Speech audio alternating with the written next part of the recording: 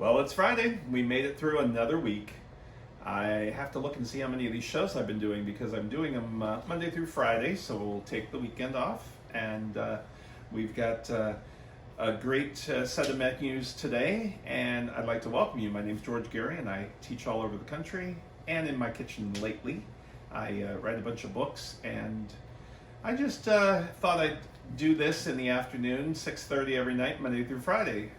And I watch it with you, so if you have questions, all the recipes from this show and all the former shows are on my website, so you can check it out there at georgegeary.com. And I also own a tour company. I take people on food adventures of Europe, and the European place for next year is the south of France, into a little village, Sayon, that is the most beautiful little charming place you've ever been to in your life, because Neil went. Neil, how did you like Sayon? I loved it. What was your favorite thing of the village? Just the charm, the old world Don't you charm. think that you're like in Beauty and the Beast? Yeah. Because they've got water, like fountains and stone buildings yeah, and little just, paths, winding paths, yeah, and you're waiting flower for boxes all over the place. and bells singing in the square. Yeah. It was... Yep, that was Neil. He's our photographer tonight. And you'll get to see him later when we make our cocktail of the week. We decided to do that on Friday. The cocktails thing started back when I was doing the CW in San Diego for a number of years. Now I'm on the CBS of San Diego, but San Diego Living was our show, and I started the show off with a cocktail at 9 o'clock in the morning. And the news anchors would be enjoying a beverage, and I would get my number one emails where, "You aren't really giving them alcohol, are you?" Yes, I am. Because why not? That buzzing was our oven is up to 425, but today we're going to be doing mini shrimp puffs, a 4-cheese avocado, no, not avocado, I made avocados earlier, mushroom frittata, and then our drink will be a California breeze, which will be really more like a island breeze, because we're going to be using coconut rum and some fruit and some goodness. So let's do these puffs first as a little appetizer. I made this 25 years ago by accident. I was in San Francisco at some friend's house, and they said, "We're having a party tonight. People are coming over. What are we going to make?" And I said, "Oh, well," so I looked in their freezer, and they had a box of Pepperidge Farm puff sheets, and they had some frozen shrimp. So I put stuff together in the fridge and made these, and so I make them once in a while. I haven't made them for a long time, but I thought I'd share them with you. They make 18, and the problem with this product is people use it incorrectly. You don't read anything, and thawing the sheets, everything I'm telling you right here, you're going to read. What it is, it comes in a bag like this, and there's 2 sheets in here. What you'll want to do is keep it room temperature for about an hour until it's limp. If it's not limp like that, it's going to be still, and then it won't work. So you'll use 1 sheet at a time, keep the other sheet off to the side, and you unfold it. Now if you unfold it while it's still frozen, it cracks in half and it breaks, and then you think something's wrong, but you just used it incorrectly. So you've got 3 folds. We're going to take our rolling pin and just roll it a little bit, not a whole lot, against the folds. If I go up and down first, it'll split. So now I can go up and down. And all we did was roll it just a little bit, kept it in the square pattern. We're making 9, so figure out 3 by 3. Now, you have to use a pizza cutter or a ravioli cutter. The reason why is if you use a knife, knife will drag through and rip it, where this rolls across and doesn't rip your dough. So, and you can use the zigzag pattern or not. If you do the zigzag pattern, you'll have to do the outside also. So I am just going to go 3, and you don't have to be perfect. So we got 9 squares. Excuse me. Now we have a little egg wash. You don't egg the whole thing. You're just going to egg where you just cut. So Neil will come and do a close-up of where I did this. Just like that. So I just did the plus. Now we've got cocktail sauce. Now you can find just about half a teaspoon of cocktail sauce in the center of each one. That's all you do. If you put more, it's going to spill out everywhere. And if you have too much, whoop, just any kind of bottled cocktail sauce will work, or make your own. This is just the same stuff you use for shrimp. This is a little chunky, which I like. And then you get the cocktail sauce. You've got shredded cheese, any kind you want. I'm using some cheddar because I want it to have a color, a look to it. Just like that. And then, that looks like it's for someone I don't like. A little cheese. We do a little bit of onion. Now, if you don't want to put the onion in, you can do something else. If you want to do barbecue sauce instead of cocktail sauce, that works. You can change the cheese up. This is just to give you an idea of little appetizers that you can make quickly out of your refrigerator, whatever you have. And instead of shrimp, you could also use chicken. Now, shrimp. This is jumbo shrimp.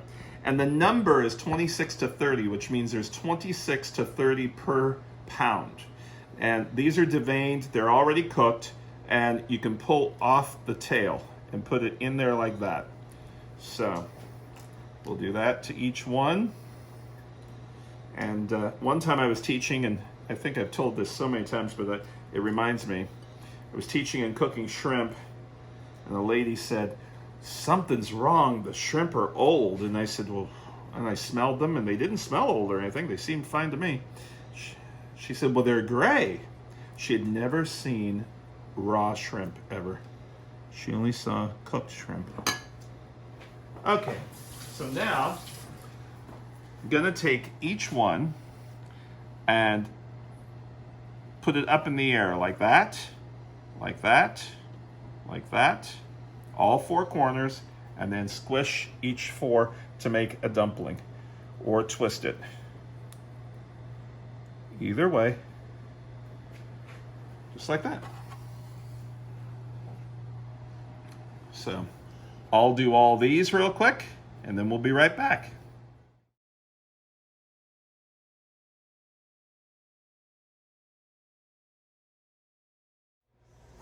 I did that pretty quick, huh? So I'm gonna brush this with just a little egg.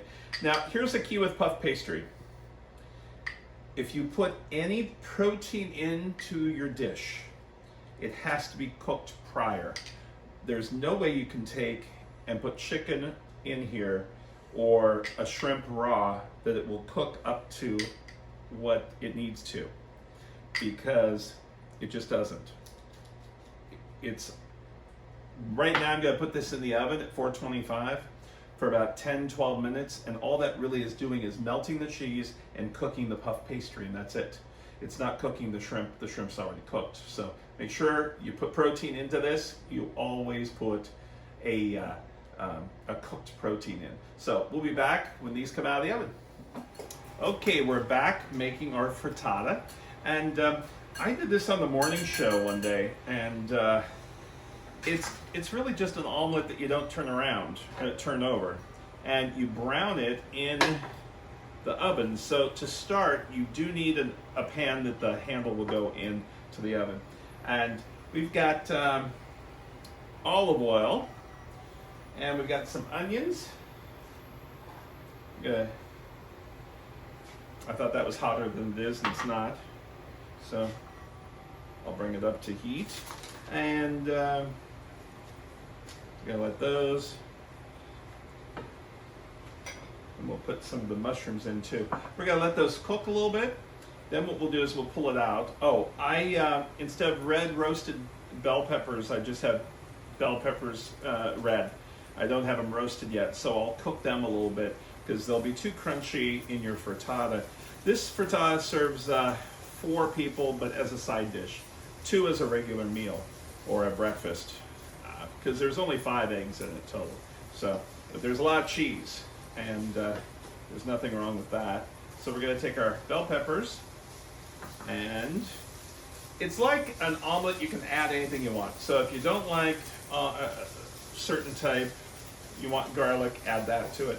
But think about all of the stuff right now is crunchy in an omelet. And we want it to be a little softened. That's all we're doing is softening it. You know when you go to a high-end restaurant and they do an omelet bar, or they used to. I hear they're not going to be doing it anymore. But when they do an omelet bar, they put the onions in first. That's why they ask you everything you want in your omelet, so they know how to cook all the vegetables. And anything crunchy, you want to do this way first. So we're going to make this until it's translucent, only a few minutes. Meanwhile, we've got 3 kinds of cheeses, because this is called a 3-cheese omelet. We have our 5 eggs, and we're going to put all the cheeses. So we have Parmesan, Romano, and cheddar. So we have different colors of cheeses. With our egg, we'll blend that up. And I'm going to take all this off. I think, let me look.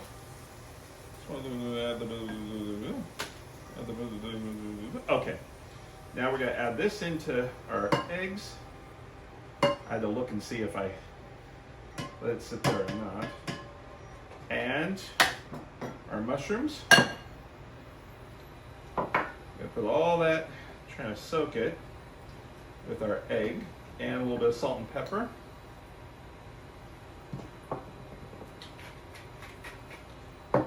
Some basil, and we'll put some more basil in.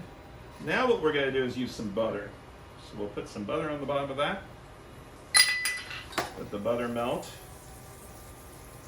Then all that stuff that I just put together, we're going to put into our pan.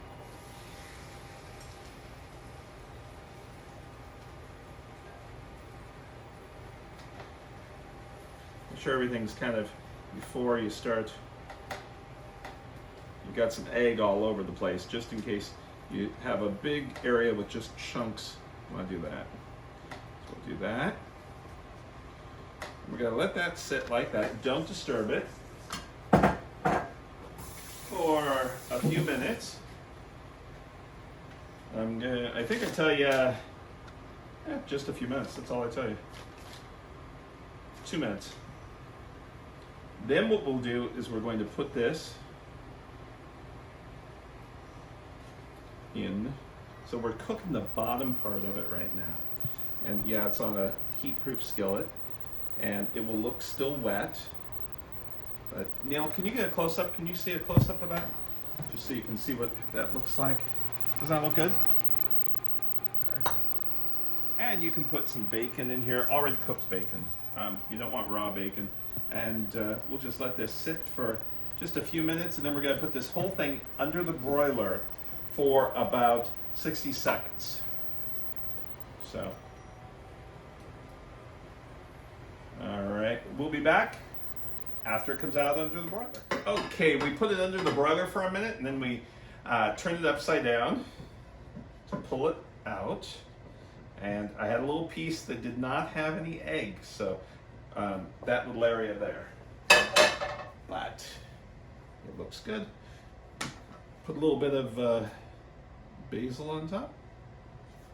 And if you're serving bacon, something like that, you can throw that on the side that you did the little mistake. But a little sour cream on that too if you want. And that is our frittata. You also can take and put in here leftover noodles of some sort. So you can add that to it. So just to fill it, or rice. So there we go. All right, we'll be back to make our drink.